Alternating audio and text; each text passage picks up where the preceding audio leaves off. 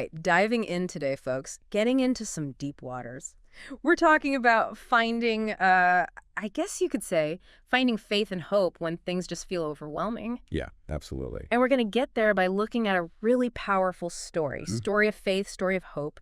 Yeah. Our source material is a Friday devotional titled Faith Amidst Tragedy and Restoration. Powerful stuff. Heavy, heavy stuff, but very powerful. Yeah. And we're going to zero in on 2 Kings 4.1837. Right. Specifically going to look at one verse that really is very potent, verse 34. Then he got on the bed and lay on the boy, mouth to mouth, eyes to eyes, hands to hands. As he stretched himself out on him, the boy's body grew warm. Oh. We're talking about a woman who receives this amazing gift, the miracle of a son. Right. But then she has to face his sudden and tragic death. And her response, though, is really what we're going to pull apart here. Yes. Because it offers some, I think, compelling lessons for us. It's so fascinating because Yeah. it really is a deeply personal, story. Yes. It's a tragedy, but it becomes this kind of lens through which we can look at some really profound things about faith. Yeah.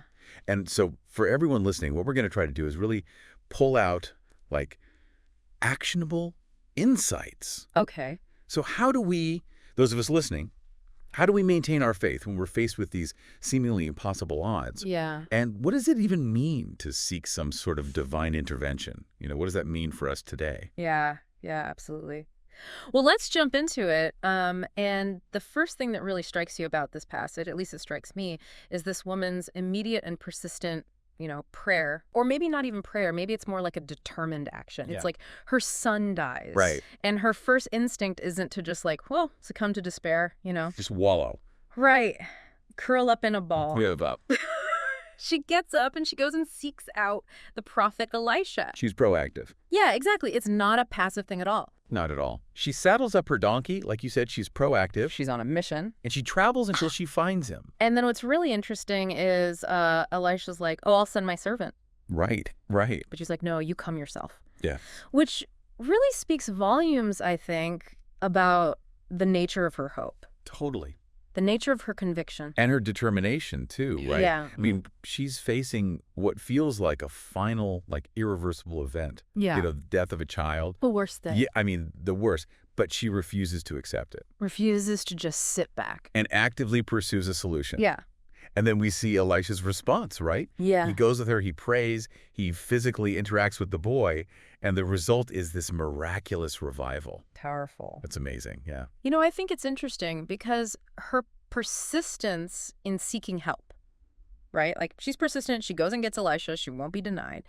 It almost mirrors a deeper truth about prayer itself. It's not just about saying words, Right. It's about this tenacious holding on to hope, even when it seems like everything is against you. Yeah. So it kind of begs the question for us, the listener, in your own difficult situations, are you maintaining that active seeking, that refusal to give up Yeah. on the possibility of a breakthrough? Yeah. And the devotional kind of reminds us that kind of persistent faith, Yeah. it can actually invite a response. Yeah. Yeah. That's good.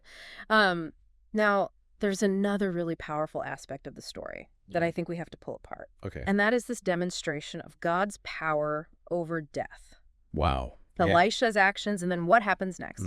The boy coming back to life, it underscores this huge theme in the devotional. Yeah. This idea of, God's ultimate authority. Over life itself? Over life itself, Yeah. right. And I love how we see this very specific detail in the passage. The boy's body warming as life returns. It's a very tangible physical detail. And then it culminates in his full restoration. He's not just half alive. Right. He's fully restored. He's back.